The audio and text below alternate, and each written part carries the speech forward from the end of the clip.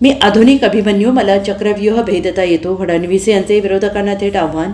लोकसभेत fake narrative करण्यात आले, परंतु विधानसभेत फेक नरेटिव्ह फॅक्टरी उद्ध्वस्त करण्याचं काम राज्यातील जनतेनं केलं. विधानसभा निवडणुकीत 66.5% मतदान झाले. यातील महायुतीला 50% मतं मिळाली. इतिहासात एवढी मते कधी कोणाला मिळाली नाहीत. आम्ही तुमचे हे फेक नरेटिव्ह लोकांसमोर उघड केलं. मी आधुनिक अभिमन्यू, मला चक्रव्यूह भेदता येतो, असे मुख्यमंत्री देवेंद्र फडणवीस यांनी विधानसभेत सांगितलं. आणि यावेळी त्यांनी काँग्रेस प्रदेशाध्यक्ष नाना पटोले यांचा चांगलाच समाचार घेतला. विधानसभा निवडणुकीची आकडेवारी मांडत नाना पटोले यांना तुमची फेक नरेटिव्ह फॅक्टरी आम्ही बंद केल्याचा टोला फडणवीस यांनी लगावला आहे. देवेंद्र फडणवीस म्हणाले, मला सर्वात जास्त आश्चर्य वाटलं शरद पवार साहेबांचं. पवार साहेबांनी कधी ईव्हीएमवर वक्तव्य केलं नव्हतं, परंतु आता त्यांनी ईव्हीएमबाबत धक्कादायक वक्तव्य केले. ते म्हणालेत की ईव्हीएममध्ये अशी सेटिंग केली आहे की छोटी राज्य आम्ही जिंकू, मोठी राज्य तुम्हाला मिळणार. मग कर्नाटक काय छोटं राज्य आहे का, असा प्रश्न फडणवीस यांनी उपस्थित केला आहे. आणि आमच्या सोबत जे वेगवेगळे घटक पक्ष आहेत, अशा सगळ्यांनी एकत्रितपणे जे सहकार्य दिलं, त्या सहकार्यामुळे आज हा एक प्रचंड विजय आम्हाला या ठिकाणी प्राप्त झाला. आमचे भारतीय जनता पक्षाचे अध्यक्ष चंद्रशेखर बावनकुळेजी असतील, यांनी पक्षाला अत्यंत चांगल्या प्रकारे नेतृत्व दिलं. आणि हे सगळं होत असताना खरं म्हणजे देशाचे प्रधानमंत्री माननीय नरेंद्र मोदीजी यांनी एक नारा दिला, एक है तो सेफ है. समाज एकसंघ राहिला तर आपण पुढे जाऊ शकू. हा जो काही नारा दिला, खऱ्या अर्थानं त्याला महाराष्ट्राने रिस्पॉन्ड केलाय, प्रतिसाद दिलाय. आणि त्यातून एक मोठा विजय महाराष्ट्रामध्ये आमच्या महायुतीला या ठिकाणी प्राप्त झाला. खरं म्हणजे गेली 5 वर्ष ही या महाराष्ट्राकरता अत्यंत संक्रमणाची वर्ष होती. आणि मला असं वाटतं की ज्या प्रकारचे आरोप प्रत्यारोप या ठिकाणी करण्यात आले, ते महाराष्ट्राच्या संस्कृतीत इतक्या वर्षात आपल्यापैकी कोणी अनुभवले नव्हते. मला तर असं वाटतं की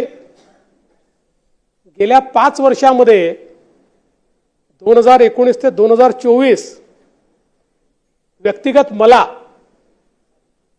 माझ्या कुटुंबाला ज्या प्रकारे टार्गेट करण्यात आलं,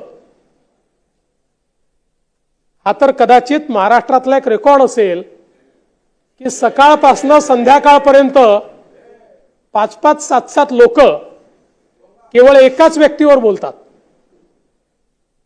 पण त्या सगळ्यांचे आभार मानतो. आज त्यांचे मनापासून आभार मानतो की त्यांनी जे वातावरण खराब केलं, त्यांनी जे सातत्याने मला टार्गेट केलं, त्यामुळेच महाराष्ट्राच्या जनतेमध्ये माझ्याबद्दल सहानुभूती तयार झाली. कारण 5 वर्षाचं माझं काम महाराष्ट्राच्या जनतेने बघितलं होतं. 5 वर्ष जाती धर्माचा विचार न करता सर्वजन हिताय सर्वजन सुखाय अशा प्रकारचं काम हे मी केलं होतं. आणि म्हणून मी नेहमी सांगतो, जात जेवढी राजकारण्यांच्या मनामध्ये आहे, तेवढी जनतेच्या मनात नाही आहे.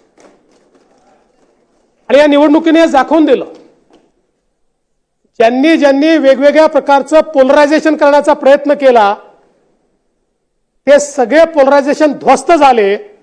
समाज एकसंघ झाला आणि सगळ्यांनी महायुतीला मतदान केलं. जवळजवळ 50% मतं महाराष्ट्राच्या जुन्या इतिहासात आपण काढून बघा. विधानसभेच्या निवडणुकीत गेल्या 30 वर्षात तरी 50% मतं कोणाला मिळालेली नाहीत. ती 50% मतं या महायुतीला या ठिकाणी निश्चितपणे मिळाली. आणि मी त्याही वेळी सांगितलं होतं की मी आधुनिक अभिमन्यू आहे, मला चक्रव्यूह भेदता येतो.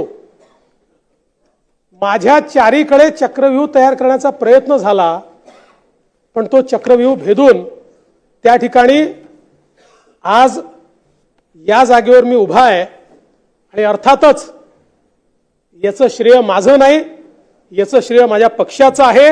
आणि माझ्यासोबत काम करणारे आमचे जे सहकारी आहेत, शिवसेना असेल, राष्ट्रवादी काँग्रेस असेल, आमचे जे सगळे मित्रपक्ष असतील, त्यांचं श्रेय आहे, महाराष्ट्राच्या जनतेचं हे श्रेय आहे. आणि म्हणून मी एवढंच म्हणेन की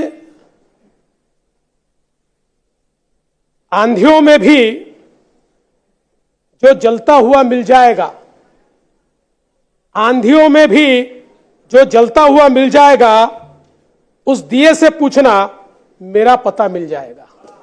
ब्युरो रिपोर्ट, SBN मराठी.